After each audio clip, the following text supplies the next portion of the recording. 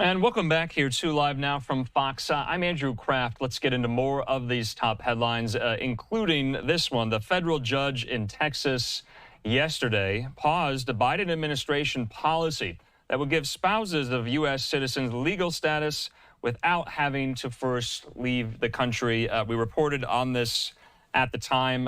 This was announced back in June at the White House by President Biden. Well, this is now on pause after this federal judge's ruling today. I want to put up the Associated Press. They report it this way, that a federal judge in Texas orders a temporary pause on a Biden program that offers legal status to spouses of U.S. citizens. Well, our friend there at Fox 4 Dallas, reporter Alex Boyer, has more. Let's watch. Well, this administrative stay is a big setback for the estimated 500,000 immigrant spouses of U.S. citizens. Many of them have lived in the United States for approximately 20 years, according to the White House. But two immigration advocacy groups have already filed their own motion to intervene. A federal judge in Texas on Monday ordered a temporary pause on the Biden administration's new protections that offer spouses of U.S. citizens without legal status who meet certain criteria a path to citizenship by applying for a green card and staying in the U.S. while undergoing the process. From what I understand is that the Biden administration, the executive branch, can continue to receive applications, but it cannot adjudicate any applications while the stay is in place. The administrative stay issued by U.S. District Judge Campbell Barker comes after 16 states, including Texas, and all led by Republican attorneys general, challenged the program Friday in a lawsuit that claimed the policy would encourage illegal immigration. The coalition of states accused the administration of bypassing Congress for, quote, blatant political purposes. Texas Attorney General Ken Paxton posting on X, "We have temporarily blocked Biden's unlawful new parole in place program." Laura Collins with the Bush Institute calls this a familiar pattern. The thing that always stands out to me when we see a court challenge to an executive branch action on immigration is how much Congress really does still need to act to make immigration reform a reality. In response to the administrative stay, two advocacy groups filed a motion in a U.S. district court in Tyler to intervene on behalf of 11 immigrant clients. If granted, the motion to intervene would ensure that the people most directly impacted by this keeping families together process would have a voice before the court. People like Oscar Silva Perez, who married his high school sweetheart. She is a U.S. citizen. The couple lives in Denton. Perez has lived in the U.S. since he was a child. And Natalie and I are seeking to defend keeping families together parole because we want to fight for our dreams. And part of that dream for Perez is to finish his master's degree at UNT in Denton. The order puts the program on hold for at least the next 2 weeks as the challenges continue. In Dallas, Alex Boyer, Fox 4 News. Alex, thanks so much. Well, President Biden at the White House there weighing in on this ruling today, saying in part, last night a single district court in Texas ruled that our work to keep families together has to stop.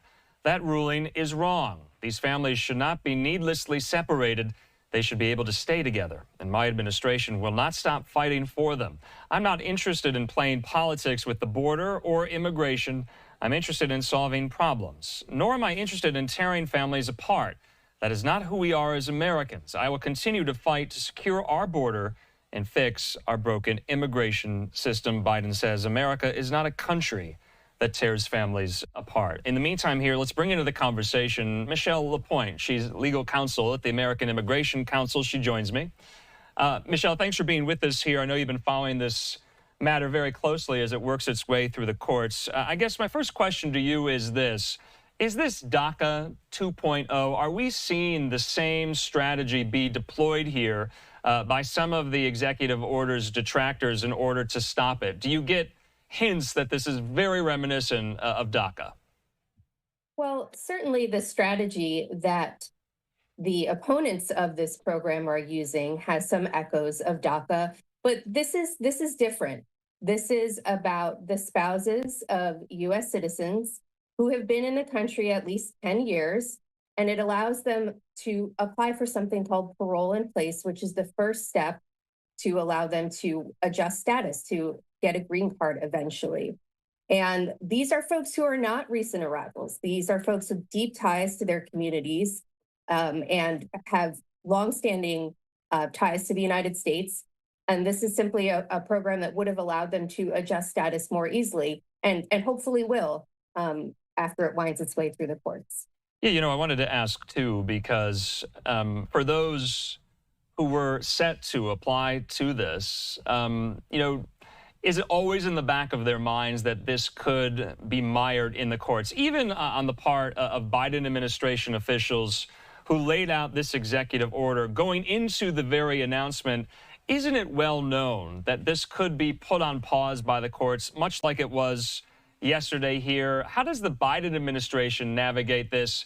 But also, how does, everyday undocumented spouses of American citizens, how do they navigate it too? Well, that's right. I mean, these are folks who've been living with uncertainty for a very long time. They always have the reality of living undocumented in the United States and all the risks that that entailed. But this program gave a glimmer of hope to these families, to these spouses, and it's really tragic to see the court pausing it for this time. We, of course, don't know how it will ultimately play out.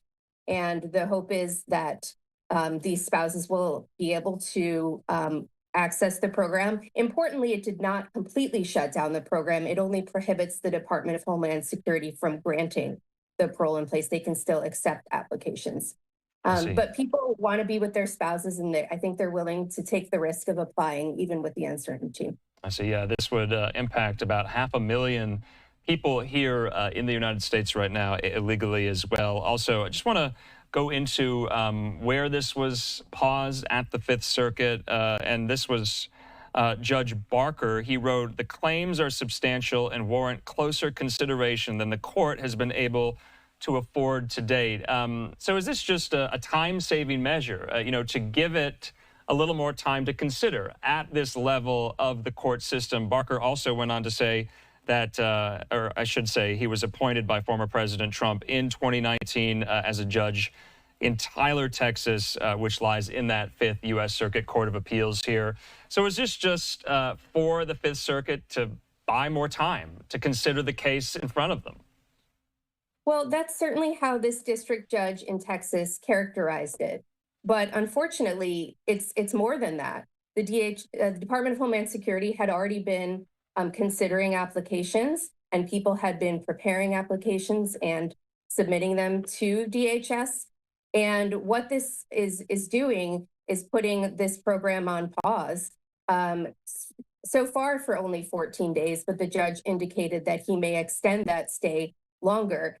And the DOJ had said that they really needed to determine first whether the states are even injured, whether they have a right to be in court at all, because without that injury, they don't have a right to go to federal court to shut down a nationwide program. And so there will be some discovery into whether the states actually have a legally cognizable injury, but we'll see how that all plays out. Okay, so that's interesting. Are you alleging that this doesn't have standing at the moment, that there is no harm that these states are alleging? So I should have started with this. Last week, 16 state attorneys general, led by Republican attorneys general, they challenged this program in court. That's how we got here today. Now, they are alleging this was done for blatant political purposes and that it bypasses Congress's role in all of this completely. What else are they alleging? The states are claiming, and I should note that it's not just the states' attorneys general, but Stephen Miller's legal group, the former Trump advisor, who has a private legal group now that is working closely with the states who have brought suit. But they're alleging very speculative, very generalized harms that they say result from undocumented immigration generally.